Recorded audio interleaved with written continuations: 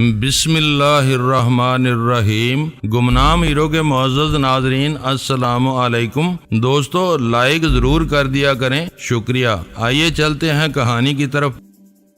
वो खुद अपने कदमों पर चलकर पिंजरे की तरफ जाने पर आमादा था, इसलिए घर में इससे लड़ाई बड़ाई का कोई फायदा नहीं था। मैंने सोच लिया था कि इसे अव्वल खान की गाड़ी की अगली सीट पर सुल्तान शाह के बराबर में बिठाऊंगा और खुद अकबी नशिस्त संभाल लूंगा। रास्ते में कहीं भी मैं पीछे से इसकी गर्दन पर अंगूठी का वार करके इसे बेहोशी की अथाह दलदल में पहुंचा सकता था। बेहोशी की हालत में इसे पूरे इत्मीनान के साथ कहीं भी पहुंचाया जा सकता था। STF का केस साफ हो चुका था, लेकिन इसे फ़ाल होने का परवाना नहीं मिला था। इसलिए मैंने सोचा था कि बेहोश करने के बाद शुभराज को मैं पहले अपने घर ले जाऊंगा ताकि सब देख लें कि हमारा बल्कि मुल्क का एक बदतरीन दुश्मन कितनी आसानी के साथ मेरे चूहेदान में फंस गया था। वहां से इसे सदब मेंशन पहुंचाने के बाद मेरा काम खत्म हो जाता। IB वाले इसके करतूतों से बहुत अच्छी तरह वाकिफ थे। वो अपने रवायती तौर तरीकों से इससे सब कुछ उगलवा सकते थे।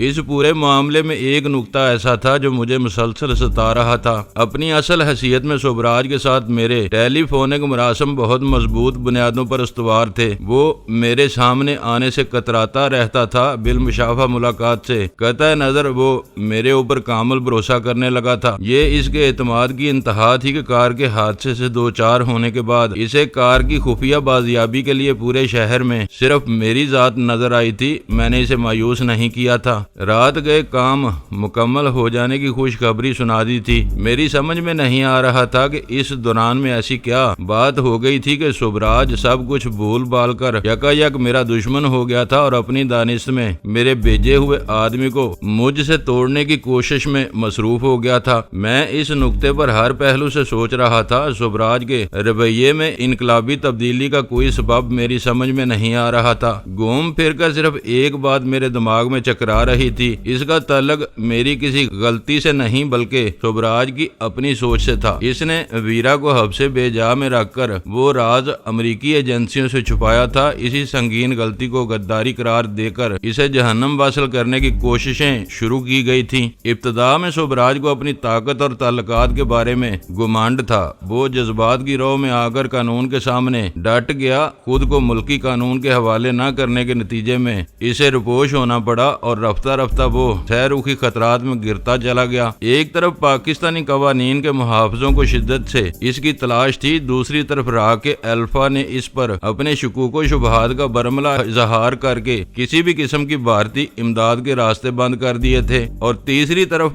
FBI और CIA वाले इसके खून से प्यासे हो रहे थे। खुद को कानून की गिरफ्त से बचाने के लिए इसने मुझे मुल्क से निकल भागने के इशारे दिए थे, जिन्होंने मुझे फिक्रमंद कर दिया था। राह वाले इसे ज्यादा नुकसान नहीं पहुंचा सकते थे। इसके लिए सबसे बड़ा खतरा अमेरिकी एजेंसियां थीं, जिनके हाथ बहुत लंबे थे। अपने कारकुनों पर इसे नज़्मो ज़ब्त की हैबत और दहशत बरकरार रखने के लिए वो शुभराज को इबरत का निशान बनाने पर तुले हुए थे। वो दुनिया के किसी भी कोने में चला जाता, वो लोग आखिरकार इसका खोज निकालकर इसे पवंदे जमीन कर देते। शायद वो इस नतीजे पर पहुंच चुका था कि इस वक्त अमेरिका के मतलूब मुल्ज़िमों की फहरिस्त में मेरा नाम सबसे ऊपर था। अगर वो किसी तरह मुझे मारने में कामयाब हो जाता तो FBI वाले इसके पिछले गुनाह को माफ कर सकते थे। मेरे खून से अपनी गलती का कुफारा अदा करके अगर इसे FBI वालों से माफी मिल जाती तो वो पाकिस्तान से बाहर बहुत सुख चैन के साथ अपनी जिंदगी गुजार सकता था, वरना इसे दुनिया के किसी गोशे में खौफो दहशत के सायों से निजात नहीं मिल सकती थी। तुम किस सोच में डूब गए?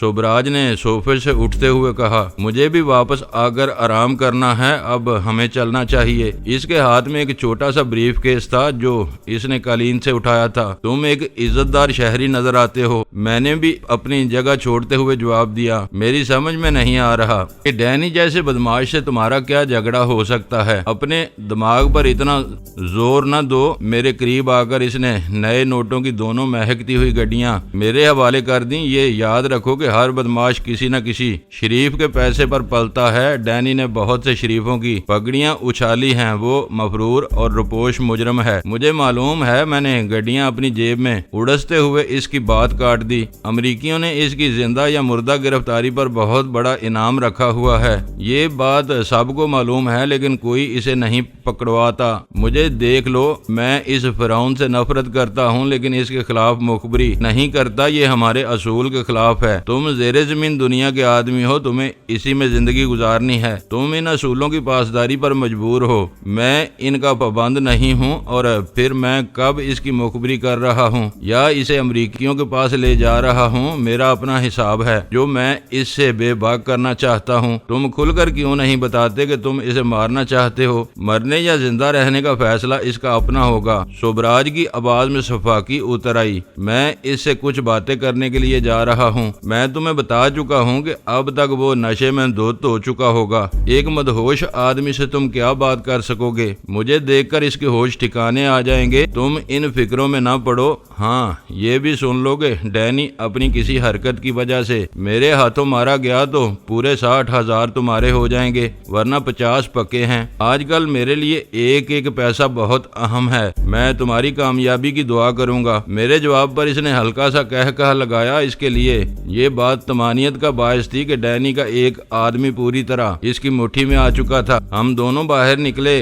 क्योंकि हमारी गाड़ी अंदर नहीं आई थी। शुभराज काली एकार्ड पर सरसरी नजर डालकर आगे बढ़ गया। मुझे यकीन था कि शुभराज को मेरे साथ आता हुआ देखकर सुल्तान शाह भौंचका रह जाएगा। सुल्तान शाह अपनी गाड़ी से बाहर खड़ा हुआ मेरी वापसी का इंतजार कर रहा था। हम दोनों को अपनी तरफ आता हुआ देखकर सूरत से ड्राइविंग सीट में घुस गया। शायद वो इस तरह शुभराज से अपने तासरात छुपाने की कोशिश कर रहा था। मैंने बढ़कर शुभराज के लिए अगली नशिस्त का दरवाजा खोल दिया। तुम आगे बैठ जाओ, मैं पीछे बैठने का आदी हूँ। ये कहकर इसने अकबी नशिस्त का दरवाजा खोला और अंदर बैठ गया। शुभराज की इस हरकत से मुझे मायूसी हुई। इसके पीछे रहकर मैं इसकी बेखबरी में किसी भी लम्हे इस पर वार कर सकता था। इसके पीछे बैठ जाने से वो इम्कान मादूम हो गया था। पीछे बैठकर वो हर लम्हे हम दोनों पर नजर रखता। मेरे लिए पलटकर इसे जेर करना आसान नहीं हो सकता था। शुभराज को बेहोश करके घर और फिर सदफ मेंशन ले जाने का मंसूबा इल्तवा का शिकार होता नजर आ रहा था। शुभराज के फैसले की वजह से पहल करने का मौका मेरे हाथ से निकल चुका था।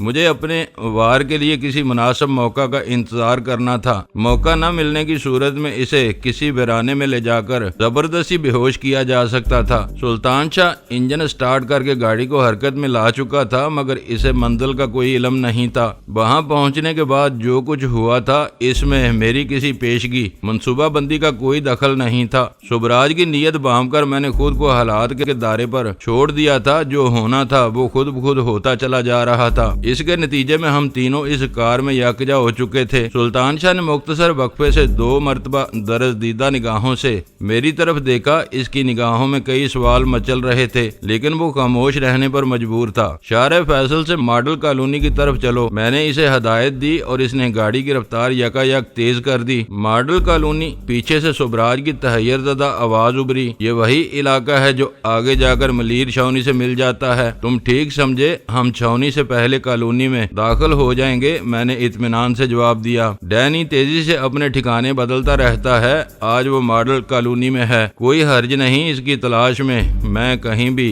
जा सकता हूँ। शुभराज ने पुरसुकून अंदाज में जवाब देने की कोशिश की थी, लेकिन इसके लहजे की तय में छुपी हुई बेआरामी मुझसे पोशीदा न रह सकी। सफर जारी रहा। गाड़ी में सुकूत छाया रहा। शुभराज खामोश था। मेरी समझ में नहीं आ रहा था कि इसको किस मौजू में उलझाऊं कि वो मुसलसल बोलता रहे। फिर मेरा जहन इस छोटे ब्रीफ केस की तरफ मुंतकिल हो गया जो अचानक शुभराज के हाथ में नजर आया था। सोफे के बराबर में कालीन पर रखा हुआ होने की वजह से वो इब्तदा में मेरी नजरों में नहीं आ सका था। वो आम ब्रीफ केस से निस्ब और कदरे पतला था। शुभराज जिस अंदाज में इसे अपने साथ लाया था, इसकी बिना पर मुझे शुबा हो रहा था कि वही इसका सैटेलाइट फोन था जिसे वो हमेशा अपनी जान से ज्यादा अजीज रखता था। तुम्हारा ब्रीफकेस बहुत छोटा और शानदार है। मैंने आज से पहले ये साइज नहीं देखा। मैंने और कोई मौजू न पाकर वही जिक्र छेड़ दिया। हाँ, ये मैंने ऑर्डर देकर बनवाया है। इसने मुख्तसर सा जवाब देकर बात खत्म कर दी। मैंने एक मरतबा फिर महसूस किया कि मेरी तरह इसका जहन भी उलझा हुआ था।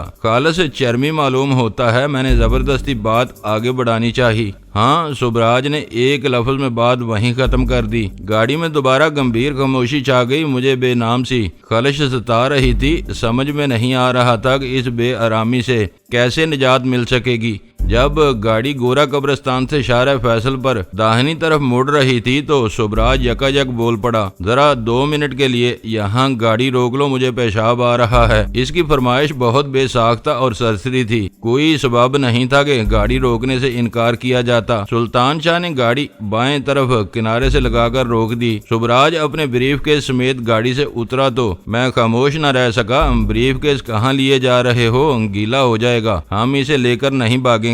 सुबराज अचानक पलटा और फजा 2 फायरों के होलनाक धमाकों से गूंज उठी। इसने न जाने कब और कहां से एक पिस्तौल निकाल लिया था। फायर बहुत करीब से किए गए थे, जो मोहलक साबित हो सकते थे, लेकिन सुबराज यकायक कुछ असाब ज़दा सा हो गया था। एक गोली हवा में तैरती हुई दूर निकल गई। दूसरी गोली ने मेरी सिमत की खिड़की से विंड शील्ड को चकनाचूर कर दिया। अगर हम दोनों बर वक्त नीचे न झुक गए होते तो दूसरी गोली मेरे जिस्म के किसी ऊपरी हिस्से को जरूर चाट जाती। सुबराज मेरी तरफ उतरा था, इसलिए मैंने सीधा होने में जरा हिचकिचाहट से काम लिया। मुझे कुछ मालूम नहीं था कि वो निशाने पर तीसरा फायर करने के इंतजार में वहीं खड़ा हुआ था या अंधाधुंध 2 फायर करके किसी सिमत में भाग निकला था। सुल्तान शाह मुझसे पहले अपना दरवाजा खोलकर एक पिस्तौल समेत बाहर रेंग गया। बाहर निकलते ही इसने बाएं तरफ 3 फायर किए थे। वो तीनों कारगर नहीं हो सके। इन फायरों के साए में मैं भी गाड़ी से उतर आया। सुबराज ना हमवार मैदान में दूर भागा जा रहा था। नीम तारीकी में इसका दराज का आमद साया बहुत नुमायां नजर आ रहा था।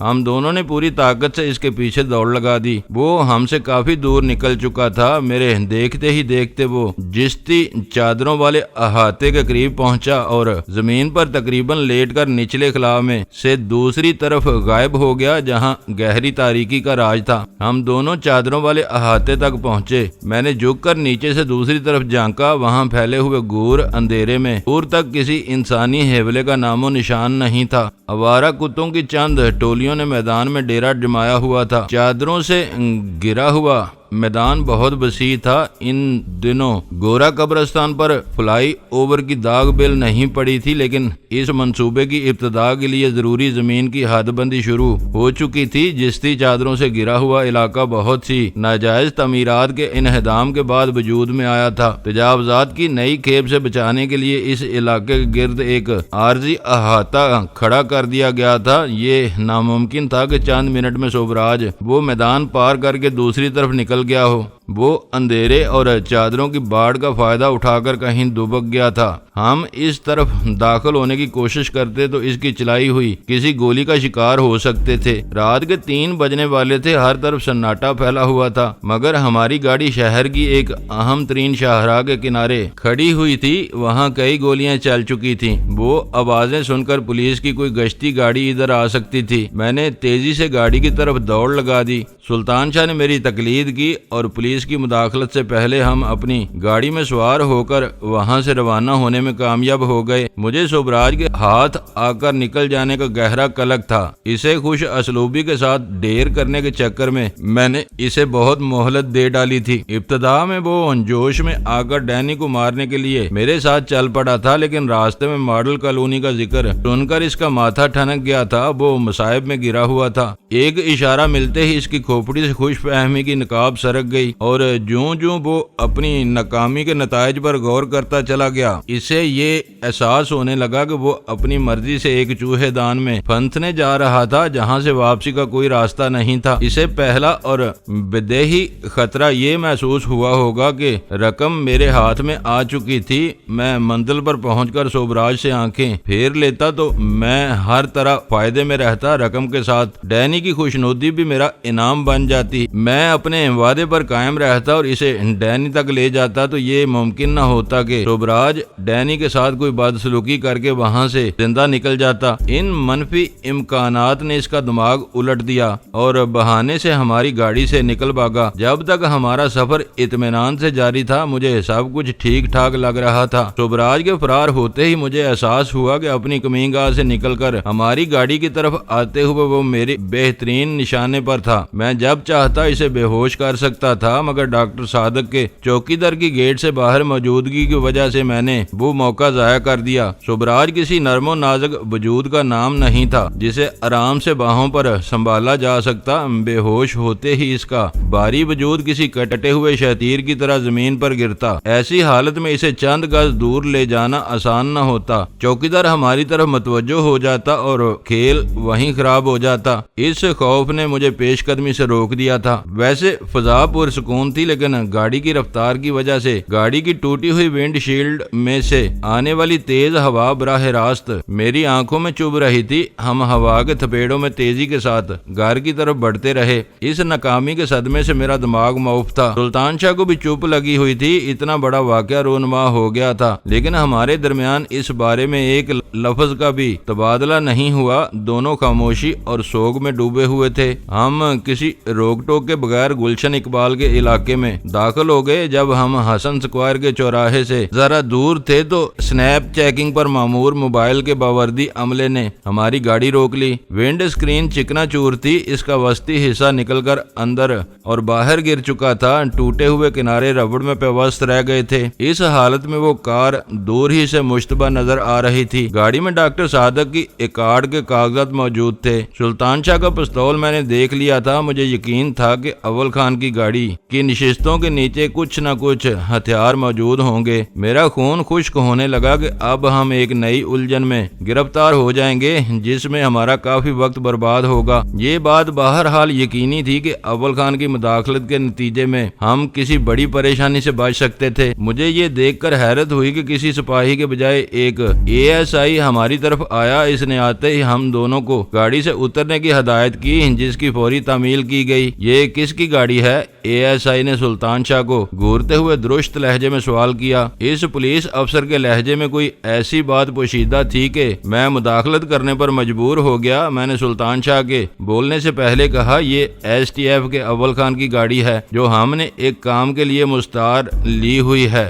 इसने ज़ूमानी हंकारा भरकर अपनी निगाहें मेरे चेहरे पर मरकूज कर दी। मैं इस गाड़ी के साथ इसके मालिक को भी पहचानता हूँ। इससे बात करके तुम्हें जाने की इजाजत दी जाएगी। कुछ देर बाद हम काम खत्म कर लेंगे तो तुमको हमारे साथ थाने चलना होगा। क्या थाने में हमारे खिलाफ ज़ाब्ते की कोई कार्रवाई होगी? मैं वहां से अव्वल खान को फोन करूंगा, इसने नागवारी से जवाब दिया। मैंने अपनी जेब से मोबाइल फोन निकालकर इसके सामने कर दिया। वो हमारे घर पर बैठा हुआ हमारी वापसी का इंतजार कर रहा होगा। इसके मोबाइल नंबर पर बात कर लो। इसे अव्वल खान का नंबर जुबानी याद था। नंबर मिलाकर इसने अदब और इखलाक के साथ अव्वल खान की सूरत हाल बताई। इसने फोन पर मुझसे मुख्तसर सी बात की और मैंने फोन दोबारा पुलिस अफसर को लौटा दिया। दोनों में कुछ देर तक पश्तो में बात होती रही।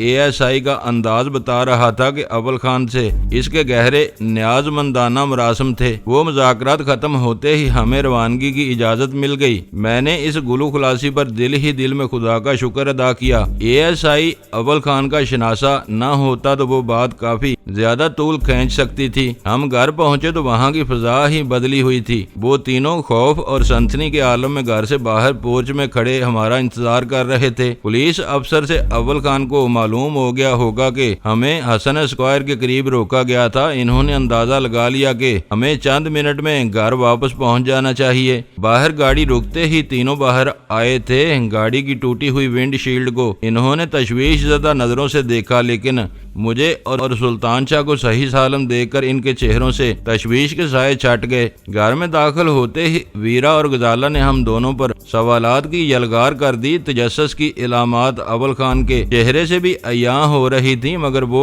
एक मानी खेज मुस्कुराहट के साथ खामोश था। इसे मालूम था कि दोनों औरतें खुद ही कुरीद कर मुझसे सारी तफसीलात उगलवा लेंगी, इसलिए इसे जुबान खोलने की जरूरत नहीं थी। बताते क्यों नहीं कि क्या हुआ था। गाड़ी की विंडशील्ड कैसे टूट गई। तुम लोगों को कोई चोट तो नहीं आई? जरा सांस लेने दो, सब कुछ बता देंगे। मैंने इसकी बात काटकर थके हुए अंदाज में कहा। आज मैंने इसे जिंदा पकड़ने के चक्कर में अपनी जिंदगी की सबसे बड़ी चोट खाई है, जिसे मैं उम्र भर फरामोश नहीं कर सकूंगा। विंडशील्ड की हालत बता रही है कि आज खुदा ने खैर की। गजाला हल्की सी झुरझुरी लेकर बोली, सामने से आने वाली गोली से कुछ भी हो सकता था। यही गनीमत हुआ कि वो गोली सामने से नहीं आई थी। सुल्तान शाह बोला, शीशा टूटकर अंदर बिखरता तो हमारे चेहरे लहूलुहान हो जाते। इसकी चलाई हुई गोली बाएं तरफ की खिड़की से गाड़ी में घुसी थी। आज का दिन हमारी गाड़ियों के लिए मनहूस साबित हुआ है। हमारी गाड़ी का दरवाजा तबाह हो गया, अव्वल खान की गाड़ी की विंडशील्ड तबाह हो गई। वीरा मुतासफाना लहजे में बोली,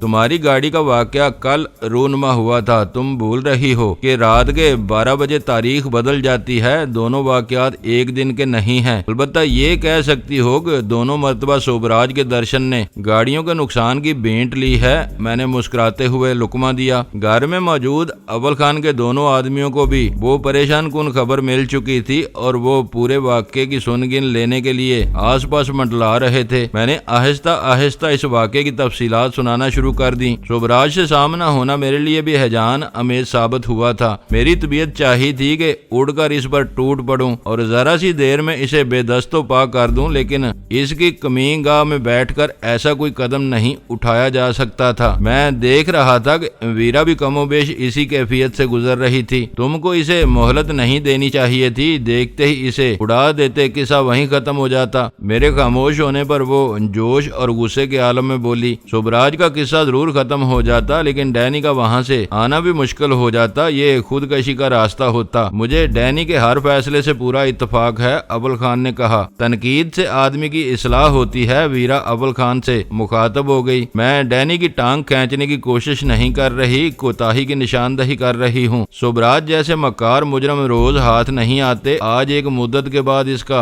डैनी से सामना हुआ और वो साफ बच निकलने में कामयाब हो गया। इस वाक़े पर हम सबसे ज्यादा दुख डैनी को हुआ होगा। पता नहीं अब वो मरदूद कब गिरफ्त में आएगा। सांप निकल गया, अब इसकी छोड़ी हुई लकीर को पीटना बेसूद है। मैंने धीमी आवाज में कहा, अब देखना है कि आगे क्या होता है। आसार अच्छे नहीं हैं, अव्वल खान उदास लहजे में बोला। अब तक वो तुम पर भरोसा कर रहा था और तुमने इससे राब्ता बरकरार रखा हुआ था। आज के वाक़े के बाद इसकी दानिश्त में तुमसे भी ठन गई है। तुम्हारे आदमी के साथ मार का आराई होने के बाद वो ये तवक्को नहीं कर सकता कि तुम इस वाक़े से बेखबर रहोगे। मैंने जेब से नोटों की दोनों गड्डियां निकालकर मेज पर डाल दी और पुज़मुर्दा मुस्कुराहट के साथ कहा, और कुछ हुआ हो या ना हुआ हो, कम अज कम गाड़ियों के नुकसान की रकम मिल गई है। आराम से दोनों गाड़ियां बन जाएंगी। अपना दिल बहलाने के लिए तुम कुछ भी समझ सकते हो। वीरा ने बेपरवाही से कहा, ये बताओ कि अब तुम क्या सोच रहे हो? सोबराज हमारे हाथ से निकल गया,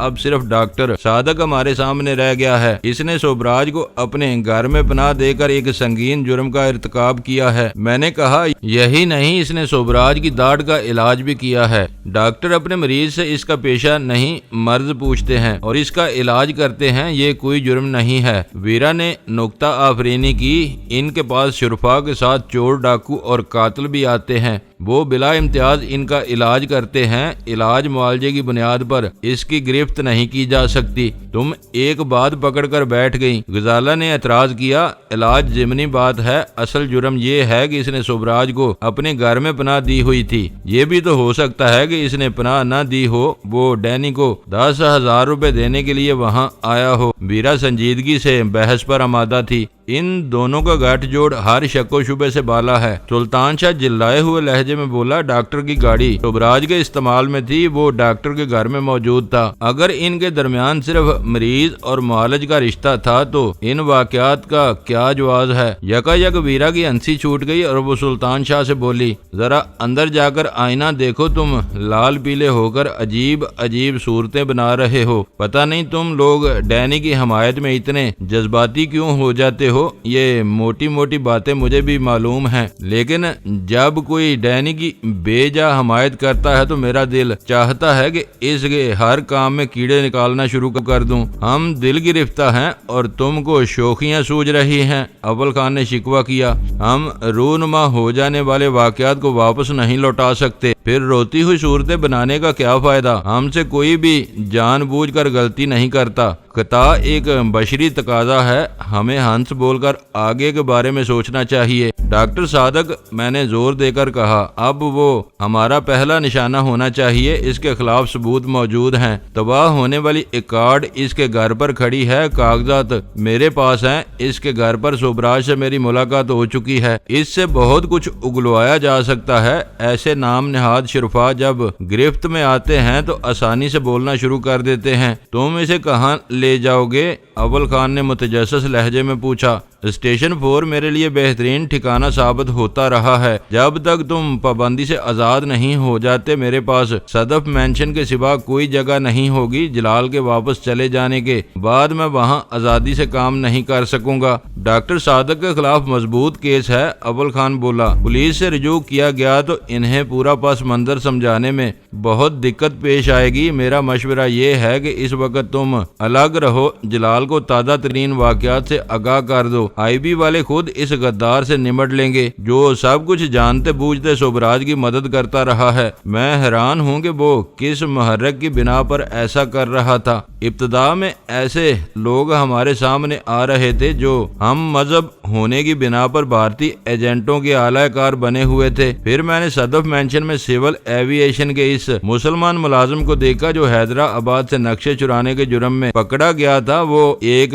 बेहैसियत शहरी था। इसके बारे में ये गुमान किया जा सकता था कि वो पैसे के लालच में गद्दारी का मुर्तकब हो रहा था, लेकिन डॉक्टर सादक की हैसियत को देखते हुए लालच का तस्वर महाल था। इम्कान ये नजर आ रहा था कि वो मुश्तरका दिलचस्पियों की बिना पर सोबराज का पुराना और गहरा दोस्त था और सिर्फ दोस्ती निभाने के लिए आड़े वक्त में इसको मदद फराहम कर रहा था। सोबराज फरार हो गया था, लेकिन डॉक्टर सादक के लिए भागना मुमकिन नहीं था। इस पर किसी भी वक्त हाथ डाला जा सकता था। जरूरी नहीं था कि इसी वक्त जलाल की नींद में खलल डाला जाता। वो कराची में मसरूफ वक्त गुजारने के बाद इसी रात वो इस्लामाबाद वापस लौटा था। वहाँ भी इसे बहुत कुछ करना था। चार्ली से हासिल होने वाली ताज़ा तरीन मालूमात की रोशनी में कुछ अहम हिफाजती मंसूबे बनाने थे। मेरा ख्याल था कि इसे बहुत देर से बिस्तर पर पहुंचना नसीब हुआ होगा। ये सब सोचते हुए मैंने इससे बात करने का प्रोग्राम सुबह तक मुलतवी कर दिया। बाज़ औक़ात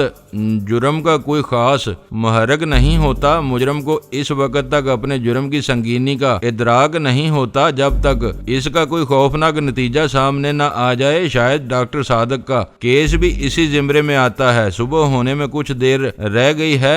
जलाल अपनी नींद पूरी कर ले तो मैं इसे ब्रीफ कर दूंगा, मैंने अव्वल खान की राय से इत्तफाक करते हुए कहा।